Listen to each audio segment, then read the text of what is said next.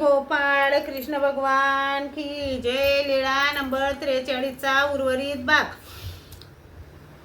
तूप लावून घासतात त्या स्थानी विशेष ज्ञानात थोर अयोग्यतेचा नाश करतात, परंतु नवीन मूळ स्थानी केवळ कारणभूताचे देह देतात। अशा प्रकारे लोहार स्थानी असलेला उभय दृश्य अवतार जीवाला मोक्ष देतात।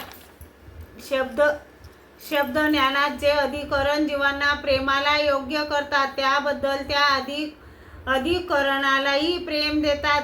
जे अधिकरण मोक्षाला योग्य करतात, त्या अधिकरणास वेगाने साधन चरित्र करून मोक्ष देतात।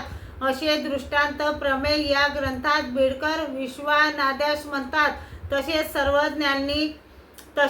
सर्वज्ञांनी उकारलेल्या वस्त्राचा दृष्टांतही निरूपण केला। संवदनीये आतू वस्त्र चुरीजे, ओपिजे तेल खार दीजे, मग तातू फुटे, मग डोळे याचा मड लागे, ऐसे होय मग हे जे बिंब दीजे ते ठाके। तसे परमेश्वर जीवास शब्द अपरोक्ष सामान्य ज्ञान दिल्यानंतर शेवटी विशेष ज्ञानात अयोग्यतेचा नाश करून व साधन पार योग्यता फेडून प्राप्ती करतात। असे सर्वज्ञांनी सांत्वन केले। तेव्हा देवमायसा म्हणाली, जी देव तर कशानेही मिळत नाही, तर उगीचच कशाला रेंदा चेंदा खायचा, सुखी असावे ना आपल्या बापा भावाच्या घरी तूप भात खाऊन।